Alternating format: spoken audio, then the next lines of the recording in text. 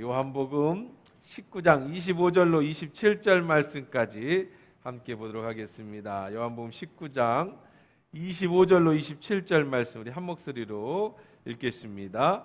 예수의 십자가 곁에는 그 어머니와 이모와 글로바의 아내 마리아와 막달라 마리아가 섰는지라.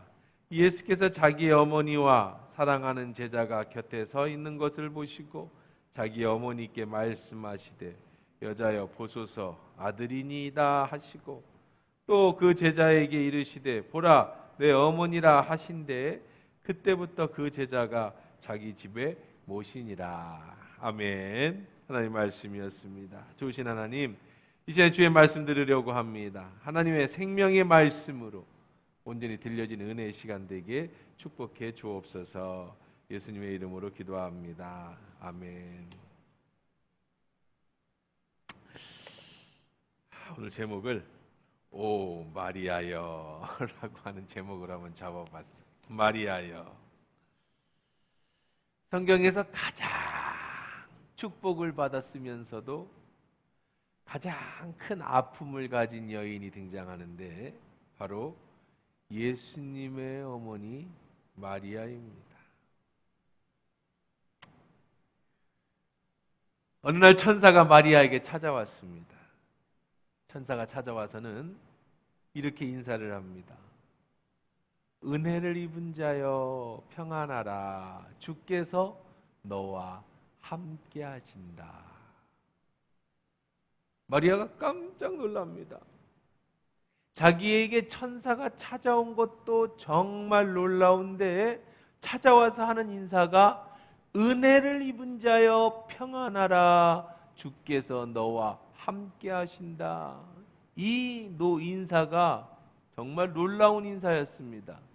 시골에 우리나라 말하면 저 진한 장수 골짜기에 있는 어떤 산 밑에 살고 있는 어떤 여자에게 찾아와서 이런 인사를 합니다.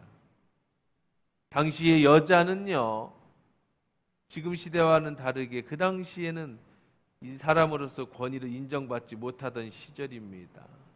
그저 사고 파는 정도의 그런 사람으로서 취급받던 그런 시절에 저 시골 한촌 여자에게 천사가 찾아왔어요. 그런 천사가 와서는 은혜를 입었다 평안하라 주께서 너와 함께 하신다. 이 인사가 왜 놀라운 거냐면 이 인사는 일반적으로 하는 인사가 아니에요. 누구에게 하는 인사냐면 왕에게 하는 인사예요. 혹은 선지자들, 제사장들, 하나님의 기름을 부음 받은 자들에게 하는 인사입니다. 그저 일반 평민들은 서로 샬롬하고 인사를 합니다. 무슨 인사냐면 하나님의 평강이 연한 하나님의 은혜가 너와 함께하기를 바란다. 그렇게 인사만 합니다. 근데 그 앞에 하나님의 은혜를 입은 자여라고 하는 인사는 왕이나 선지자나 제사장들, 기름 부음 받은 자들에게 당신은 하나님의 기름을 부음 받은 은혜를 받은 분입니다 라는 인사예요. 그리고 그 당시 구약 성경에 보면 천사가 와서 인사를 하거나 천사가 와서 이야기를 하는 경우는 누구에게만 했느냐? 선지자들에게만 했습니다. 선지자라는 사람은 바로 천사나 하나님이 직접 오셔서 이야기를 해주는 사람을 선지자라고 그랬어요. 일반 백성은 그럴 수가 없었죠. 지금은 이제 성령님이 오신 이후로는 각자에게 하나님이 직접 말씀하시기도 합니다만은 그때는 그랬다는 거예요. 그러니까 지금 이름 없는 시골의 한 여자에게 천사가 와서 선지자에게 하는 인사를 했다라는 겁니다. 마리아는 적지 않게 놀랐습니다. 그리고 속으로 이렇게 생각합니다. 이런 인사가 세상에 어디 있냐? 이게 무슨 일이냐? 놀랐겠죠. 당연히 나래도 놀랐겠죠. 천사가 나타났습니다. 천사가 또 이렇게 말합니다.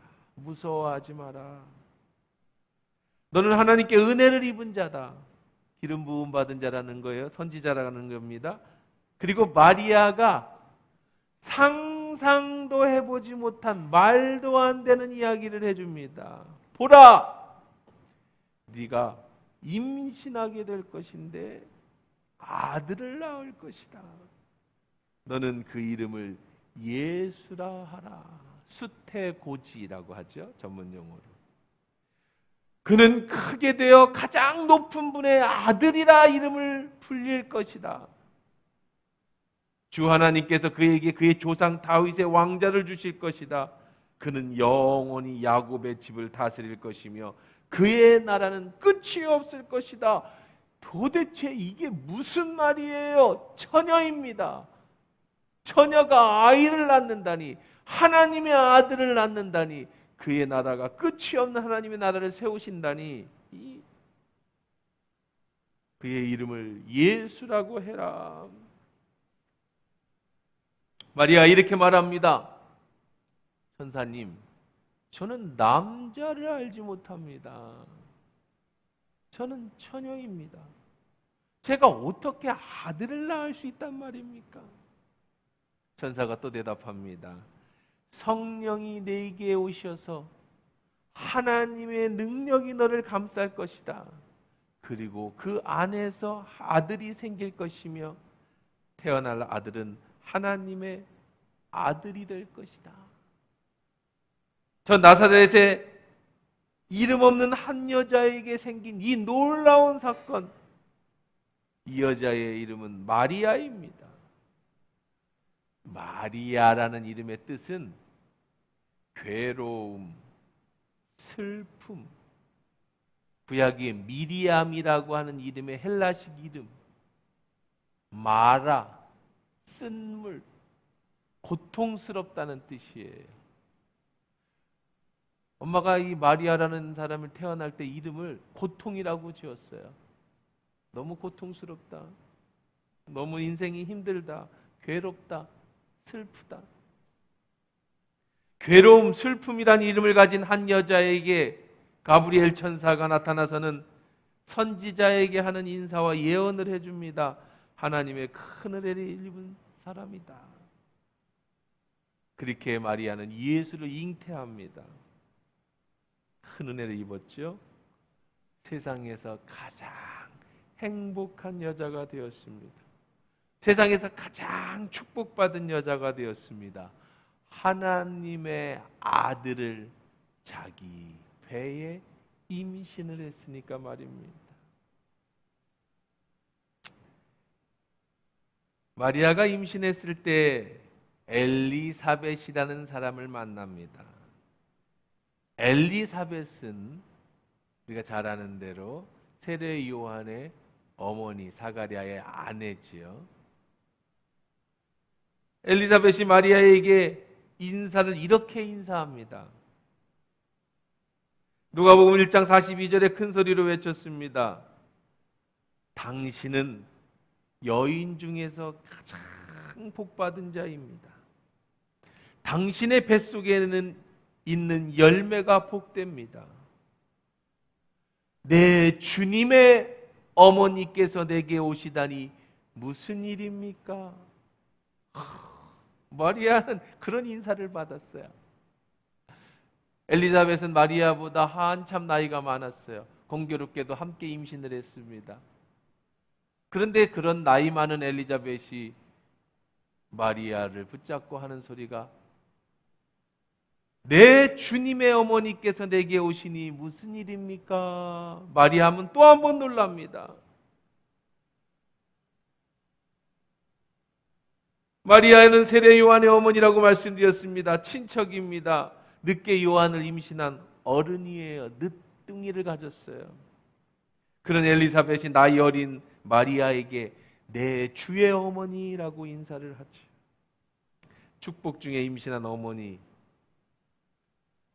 근데 그 뱃속에 있는 아이가 하나님의 아들이라니, 만왕의 왕이라니 얼마나 기뻤겠습니까?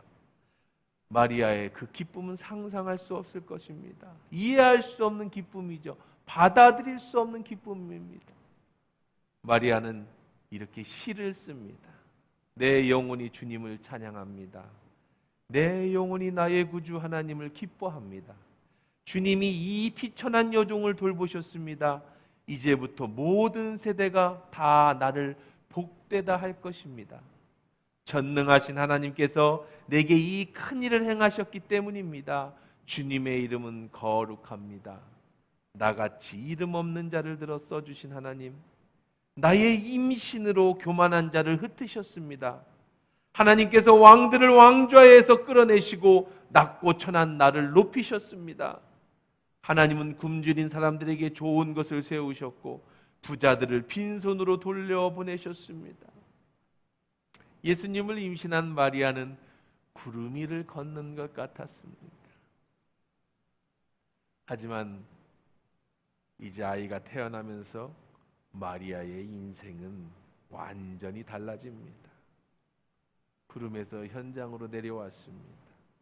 현실로 돌아온 마리아를 기다리고 있는 것은 그의 이름대로 슬픔이었어요. 마리아의 이름처럼 그의 운명은 슬픔입니다. 눈물이었습니다. 앞으로 그가 당해야 될 고통은 상상하기 힘들었죠. 여러 우여곡절 끝에 아기가 성장합니다. 아기가 태어나서 할례를 행하기 위해 성전에 올라갑니다. 그때 성전에서 늘 기도하던 경건한 노인 시므온을 만납니다. 시므온은 예수님을 알아봅니다. 그는 예수님을 안고 이렇게 기도합니다. 하나님, 이제 내가 주님의 손에서 평안히 노임을 받을 수 있게 되었습니다. 내 눈으로 구원자를 보았습니다. 이방을 비추는 빛이요 이스라엘의 영광을 보았습니다.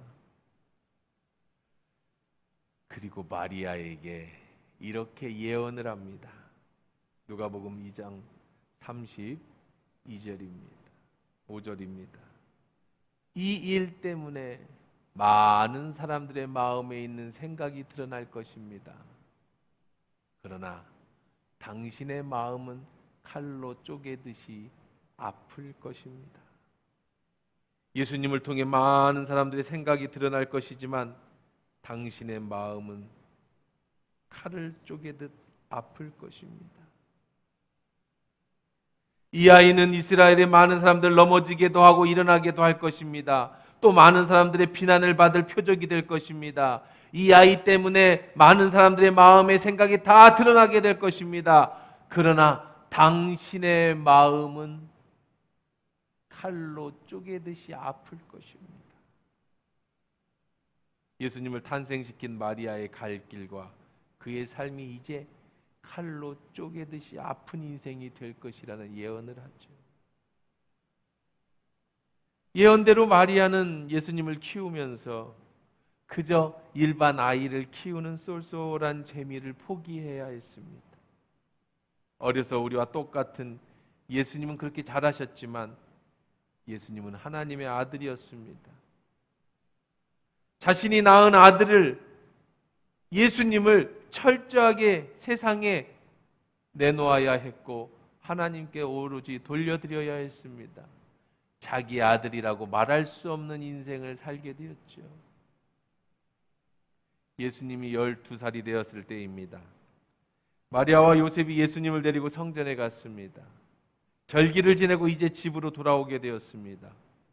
히브리인들의 관례대로 가족 단위로 움직이기 때문에 예수님은 또래 친구들과 함께 마을로 돌아온다고 생각을 했습니다. 그런데 하루가 지나서 예수님을 찾아보니 그 친구들 사이에, 또래 사이에 예수님이 없었습니다. 마리아와 요셉은 예수님을 잃어버린 겁니다. 하룻길을 다시 돌아갔습니다. 예수님이 무리에 없다는 사실을 알고 그 길로 돌아가서 예루살렘 성전으로까지 다시 올라가 보니 거기에 계셨습니다. 자식을 잃어버린 부모의 마음이 어땠을까? 그 하룻밤이 얼마나 힘든 밤이었을까요? 순간순간 지옥을 맛봤을 느낌이겠죠. 눈물로 아들의 이름을 부르며 애타게 찾아 성전에 올라가 보니 거기 예수님이 계셨습니다. 그곳에서 율법학자들과 서로 성경을 토론하고 계셨어요. 12살밖에 안 된 예수님이 노인 율법학자들과 성경 토론을 하고 있었습니다. 이 모습을 본 마리아와 요셉이 깜짝 놀랐습니다. 아마 나 같으면 크게 호통을 쳤겠지요. 아마 등짝 스매싱을 세게 때렸을지도 모릅니다. 너 여기서 왜 일하고 있어? 하지만 그런 분위기가 전혀 아니었어요. 예수님은 주변의 많은 원로들과 장로들과 함께 이야기를 하고 계셨기 때문입니다. 마리아가 묻습니다. 아들아, 왜 여기 있느냐? 내 아버지와 내가 걱정하여 너를 찾아다녔다. 그때 예수님이 이렇게 대답하십니다.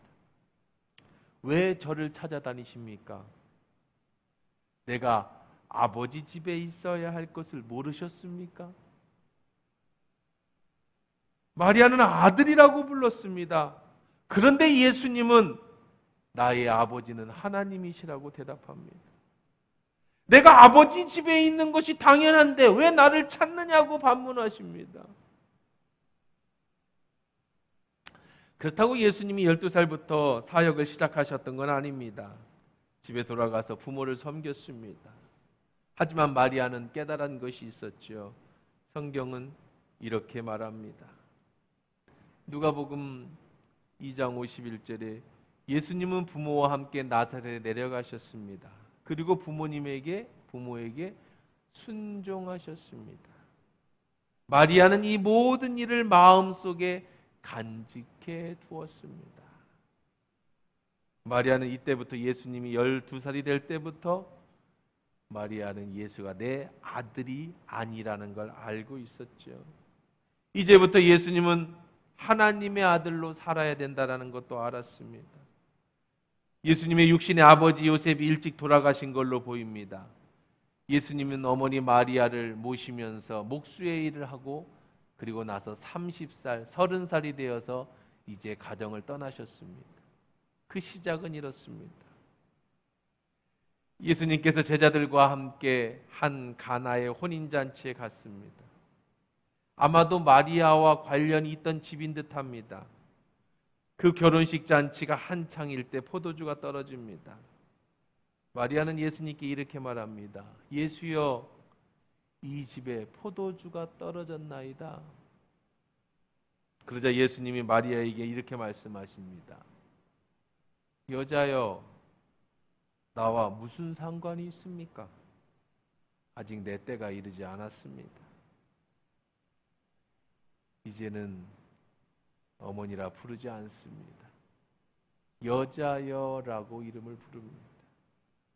이제는 한 개인의 어머니가 아니라 예수님은 인류를 구원할 메시아이고 마리아도 역시 구원받아야 될 한 명의 죄인일 뿐이었던 겁니다.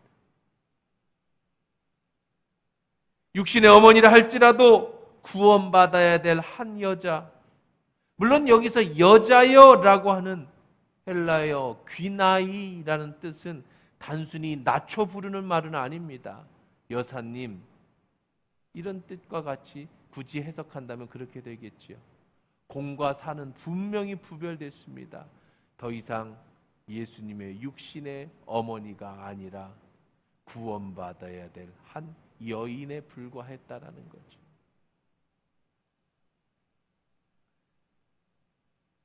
한 번은 마리아와 예수님의 동생들이 예수님을 찾아왔습니다. 집안에 무슨 큰 일이 생긴 것 같습니다.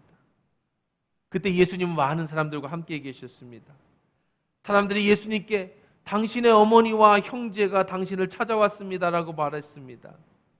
그때 예수님이 이렇게 대답하셨어요. 누가 내 어머니냐? 누가 내 형제냐? 내 어머니와 형제들을 보라. 누구든지 내 뜻대로 행하는 자가 내 형제요, 내 자매요, 내 어머니니라. 예수님은 집안에 어떤 일이 있어도 돌보지 않으셨어요. 어떤 문제가 있어도 찾지 않으셨어요. 예수님은 철저하게 하나님의 아들로 메시아로 그 사역을 시작하셨기 때문입니다. 마리아는 또다시 느꼈습니다. 예수는 더 이상 내 아들이 아니다. 예수님도 철저히 자신의 사역과 개인의 사적인 관계를 분리시키셨죠. 한 번은 예수님이 전도하다가 자기의 마을에 가서 전도를 하셨습니다. 자기의 고향에 내려가신 적이 있습니다. 예수를, 마태복음 13장 57절입니다. 예수를 배척한지라 예수께서 그들에게 말씀하시되 선지자가 자기 고향과 자기 집에서는 존경을 받지 않음이 없느니라 하시고, 무슨 얘기예요? 예수님은 고향에서 배척을 당합니다. 근데 잘 한번 생각해 보세요. 고향 사람들이 예수를 배척했습니다. 근데 여전히 그 고향에는 누가 살고 있어요? 마리아와 그의 동생들이 살고 있습니다. 마리아는 마음고생이 이만저만한 게 아닙니다. 사람들이 예수님에 대한 평판을 이야기합니다. 사기꾼이라고 말하기도 하고 이단자라고 말하기도 합니다. 어떤 사람은 마리아를 찾아와서 당신의 아들로 인해서 내 문제가 해결됐다고 고맙다고 하는 사람도, 감사하다고 하는 사람도 있었을지 모르지만 대부분의 마을 사람들은 예수를 배척했습니다. 마리아가 어떤 인생을 살았을지 가히 상상이 가겠지요. 예수님이 왕으로 예루살렘에 입성한 지 며칠이 안 되어 참혹한 죄인의 신분이 되셨습니다. 마리아는 일찍이 고향에서 예수님을 보기 위해 예루살렘으로 올라왔습니다. 올라올 때만 해도 자기 아들이 왕으로 입성한다고 생각했을지 모르겠습니다. 그런 분위기였으니까요. 이전에는 많은 인파들에 쌓여 예수님을 볼 수가 없었습니다. 그런데 빌라도에게 고난을 당하시고 채찍에 맞으시고 골고다 언덕까지 십자가를 지고 가실 때, 그때서야 비로소 자기의 아들의 얼굴을 가까이에서 볼 수 있었습니다. 사람들이 다 침을 뱉고 욕을 하고 떠날 때, 예수님이 주변에 따르던 수많은 무리가 떠날 때, 그때서야 비로소 자신의 아들 예수의 얼굴을 가까이 볼 수 있었습니다. 그 아들의 얼굴은 어떤 얼굴이었습니까? 평상시 그렇게 따뜻하게 밥 한 끼 주고 싶었지만 사역에 바쁜 아들 밥 한 끼 줄 수 없었는데 그 아들의 얼굴입니다. 개인적이라도 한 번이라도 찾아보고 싶었지만 사역에 방해가 될까 해서 먼 발치에서만 그저 바라보고 떠나야 했던 얼굴이었습니다. 그렇게 보고 싶었던 아들 예수의 얼굴은 피로 얼룩져 있었습니다. 머리에는 가시관을 쓰고 있었습니다. 골고다 언덕에 십자가를 지고 가면서 힘이 없이 수없이 넘어집니다. 넘어지는 예수를 향해서 로마 군병들이 등에 채찍을 휘두릅니다. 휙휙 소리가 나고 채찍이 아들의 등을 감길 때 피가 분수처럼 솟구쳐 오릅니다. 그 아들의 모습을 가까이서 마리아는 보고 있습니다.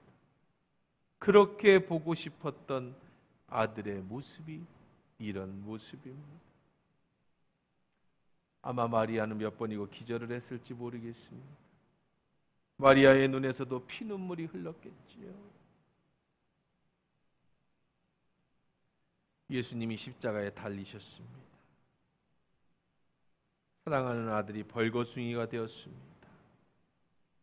비참하고 수치스럽게 매어 달려 있습니다. 옆구리에 창이 찔려 피와 물이 쏟아집니다. 그 모습을 보는 어머니의 마음은 어땠을까요? 하나님의 아들을 잉태했다는 그 영광이, 은혜를 입었다는 그 천사의 칭송이, 수많은 사람들의 그 축복이 사가랴의 예언처럼 마리아의 마음에 비수가 되어 찔릅니다. 꽂힙니다. 이 세상에 어떤 어머니가 이런 아픔을 겪을 수 있었겠습니까? 자기 눈앞에서 아들이 벌거벗은 채 십자가에 매달려 옆구리에 창을 찌르고 머리에 가시관을 박히고 피로 땀으로 얼룩져서 매어달려 있는 아들을 봐야 되는 그 어머니의 마음. 사람들은 다 떠났습니다. 침을 뱉고 욕을 하며 고개를 돌렸습니다. 그 수치스러움에 사람들은 다 고개를 젓고 돌립니다. 예수님을 따르던 제자들도 혹시 같이 잡혀서 참수를 당할까 봐 도망치고 없습니다. 이제 오직 십자가 아래에는 몇 명의 여자와 사랑하는 제자 요한 한 명만 남아 있습니다. 그때 예수님의 목소리가 들립니다. 여자여, 보소서, 아들입니다. 너무나도 듣고 싶었던 그리운 이름, 어머니, 아들. 그리고 옆에 있는 요한에게 부탁합니다. 요한아, 이제부터는 내 어머니다. 잘 부탁한다. 예수님은 하나님의 일을 하기 전 온 생애를 다 통틀어 어머니를 잊어본 적이 한 번도 없었습니다.